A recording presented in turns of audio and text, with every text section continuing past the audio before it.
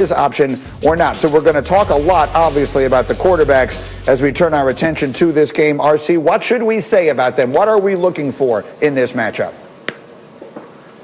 That this started with two teams figuring that they had their long-term answer at quarterback, and now both teams are trying to win in spite of those quarterbacks. Remember, these were the shiny new toys. We were so excited to get Baker Mayfield. Oh my goodness, we got Carson Wentz. We have to get rid of Nick Foles. Give Carson Wentz $110 million. They were the shiny new toys. You were like walking around like you found a new girl, and then you realized, oh, she really ain't like that. I thought she was the 10, but she might be a 4. And so now, once you realize that, it's like, we better start running this ball.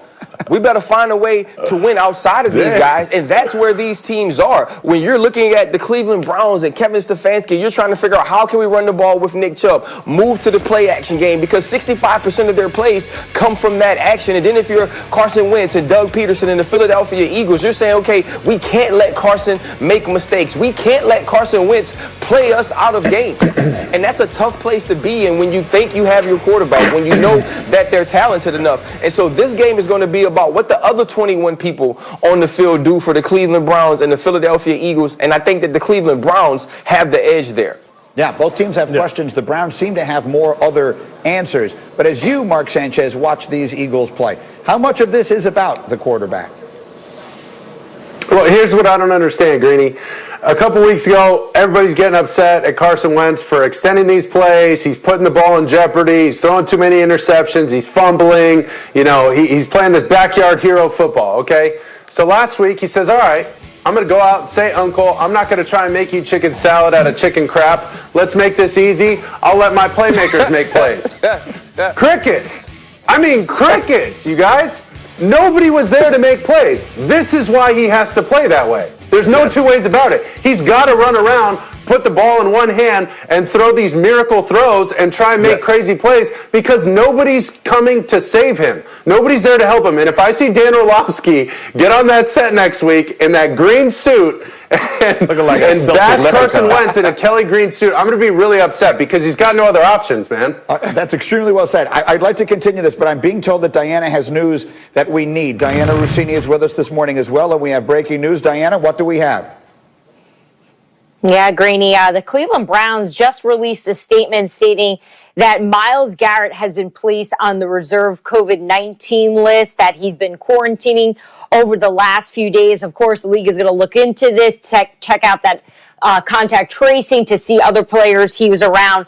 But the statement from the Browns, I think this is important, says that there are no high-risk positive contacts that were identified, meaning no others will miss Sunday's game. So that's good news for the Cleveland Browns in terms of suiting up their guys for Sunday's game. But obviously, you know, not having Myles Garrett could be a gigantic loss for this Browns defense. So as of right now, the big story being Myles Garrett placed on that COVID-19 reserve list. All right, Diana, thank you. So, Bart Scott, let me ask you, how does that impact the way you look at this game? No Myles Garrett for Sunday. Well, you talk about the league leader in sacks, creating pressures and getting the ball out. I think, if you're Carson Wentz, you're breathing a sigh of relief. But to go back to what Ryan and what Mark was talking about, this isn't a fair comparison to me. Now, Ryan, I'm usually with you when you're right, but you're wrong on this one in this regard. The fact that we already know that Carson Wentz can play at an MVP level. Baker Mayfield does less with more than any other quarterback in the history of football. This guy has two of everything. You have two running backs in Nick Chubb and Kareem Hunt, two great tackles in Jarek Willis and Jack Conklin. You got two tight ends in Austin Hooper and David Njoku. You got two great receivers in Beckham and Landry. And this is what you do? We have to put the training wheels on you to just tell you don't crash the car. When Carson Wentz, they had their window. They're an aging team with bad salary cap issues without a lot of weapons. They went for a championship. They won their championship. They're going to have to break it down and build it back up. They have aging stars and bad contracts. Let me give RC a final thought here quickly on that, and then we will run off. I got some basketball news I got to get to. Go ahead, RC. Well, Well, absolutely, Bart. You can say I was wrong when you changed the subject and talk about something else. We were talking about what they were looking like right now. It doesn't matter what's going on around them. Don't hit me with Both facts. of these dudes aren't playing well. And it doesn't matter that if you know Carson Wentz can play at an MVP level, he's not playing at an MVP level right now. And whether it's the injuries around him, bad salary cap, it doesn't matter. When you make $110 million, you're expected to play a certain way. And individually, he's not. And so right now, this game is going to be about the other 21 guys. But if I'm Carson Wentz and they just told me that unicorn, Myles Garrett, isn't playing, I breathe a little sigh of relief and say, you know what? Maybe I can extend some plays. Maybe I can hold on to the ball and play some of this hero ball that the mass slinger was talking about. Don't let facts get in the way of a good story. Leave it there for the moment, but that is obviously significant news. The Browns will be out without one of the best defensive players in the entire sport. Guys, stay with me. More Football Friday.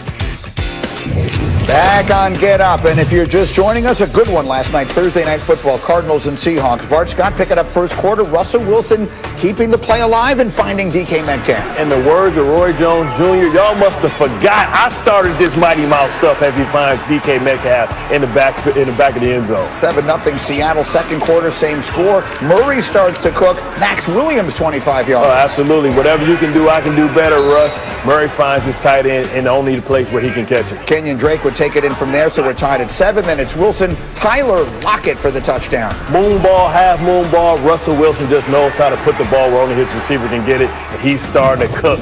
Extra point, no good. So it was 13-7. Early fourth, Cards down, 3rd and goal from the 3. Chase Edmonds couldn't be more open. They call this the fadeaway. Just don't drop it. Don't miss the layup. A big play in the game here. The Cardinals' next possession, they are down by 2. Now all of a sudden,